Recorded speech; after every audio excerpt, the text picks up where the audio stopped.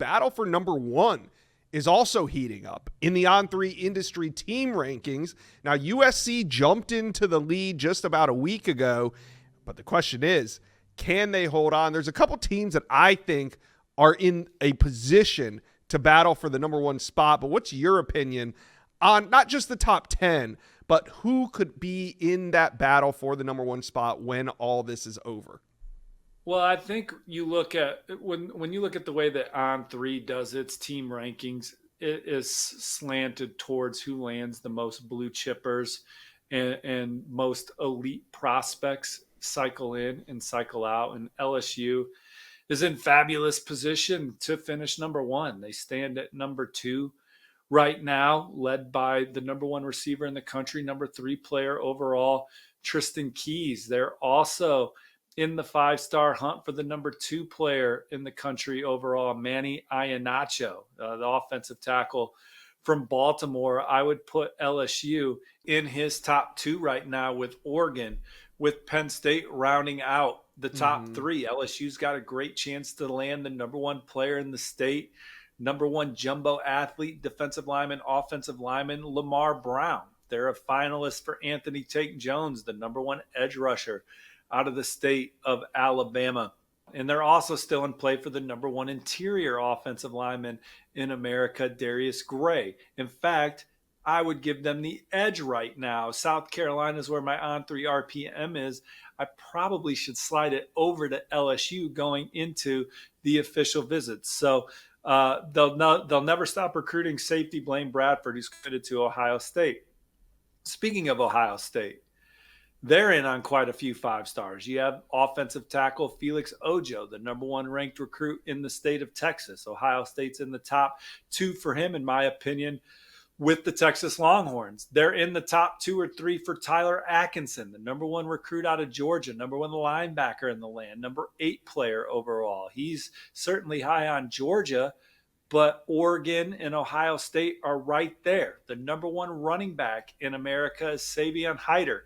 He's got official visits with Michigan, Ohio State, Tennessee, and Georgia coming up. He was at Ohio State this spring. I thought that was a tremendous visit, and the Buckeyes certainly cemented themselves as one of the favorites down the stretch. They are the team to beat for the number one safety in America, Braylon Womack, going into his official visits. Texas A&M is certainly one of his top schools. Florida is in there for Braylon Womack. Quite a few contenders still, but Ohio State setting the pace for him as he continues through his process. Ohio State also battling for Derek Cooper, the number 3 running back in the country. I left Jamarian Carlton out of the LSU part there, Josh, another 5-star that LSU's in the middle of it for. Certainly Georgia, when you talk about Jackson Cantwell, a prospect that they could go out there and land. Like I said, they're a finalist for Tyler Atkinson. They're a finalist for Savion Hyder.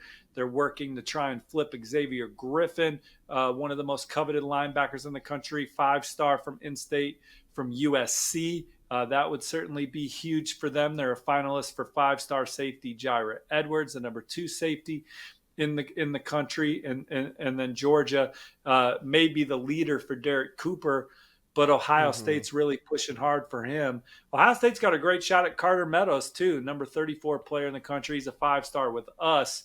So Ohio State, LSU, Georgia, and then of course you got to talk about Oregon, right? That would be another program that I would put in the mix for the number 1 class in the land. Manny Iannacho, the number 2 player overall, has named them his favorite. They're still swinging at Jackson Cantwell, but I think Iannacho is more realistic. They're in it for Tyler Atkinson, the top-ranked linebacker.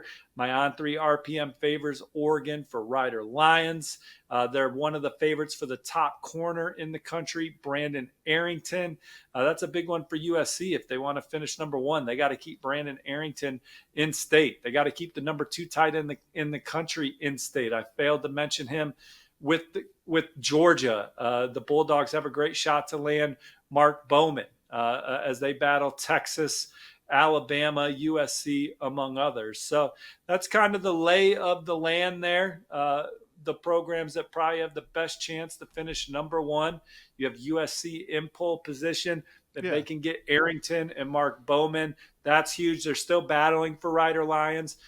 Oregon is certainly in the hunt, the defending Big Ten champs. Georgia, with all the names I just listed, they have a great chance of finishing number one. They finished in the top 3 9 straight years, looking to do it for a 10th straight year. And then LSU, currently sitting at number 2, but a lot of elite players still on the board for the Tigers. I really like your opinion on that. I think there's a couple teams. Flash that back up there for a second.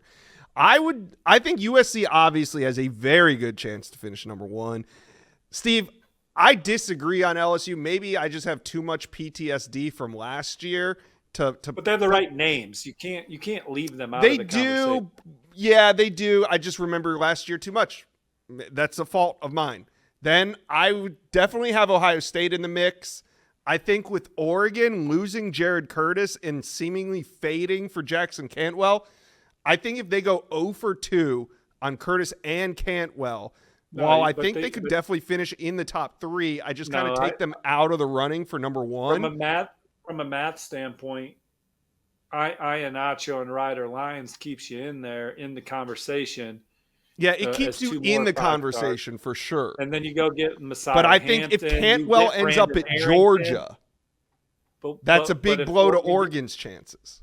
Absolutely. But if Oregon can get a Brandon Arrington involved in there, Messiah Hampton, someone ranked in the top 50 for us that I think will be a huge riser on other networks as they continue to learn about them. So Oregon, they're in one of their toughest stretches of the Dan Lanning era on a recruiting standpoint, but still have a top 10 class and are still in the middle of it for many of the nation's best. And then there's just one team that's not pictured in that top 10 that we have to put in the conversation for number 1, and that's the Texas Longhorns. Well, of course, because they came and rallied big time at the end of last cycle. Felix Ojo, certainly target numero uno for them. Just logged a prediction for them to land 4-star corner Hayward Howard, which they would beat LSU, among others for him. There's not as many Texas. We're not getting a lot of Texas mentions with the current 5 stars. Yeah. They have Diabell committed. So Mark Bowman is someone that they could very well add. Right. I guarantee they keep recruiting Cody Green, who is a 5-star offensive lineman that's already flipped from Oregon to Washington.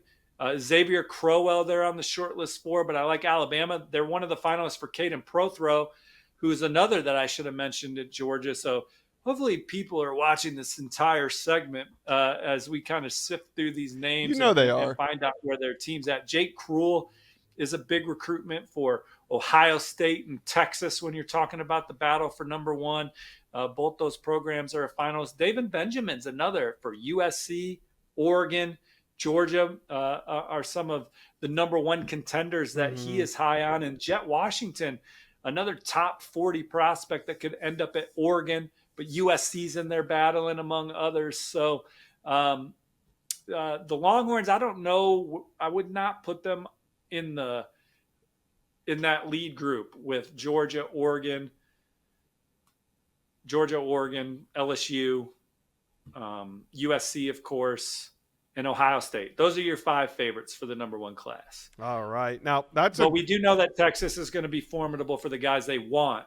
It's just out of that 5-star mix, they're really Ojo, Bowman, and then they already have Diabell. Those are kind of their big targets. They're not really involved with a lot of those other guys for whatever reasons. They just like other guys better geographically, whatever, what have you. They're just not mixing it up for a lot of those guys right now.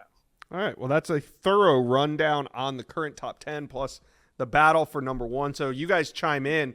Who do you think are the teams that have a legitimate shot at finishing number 1? Let us know.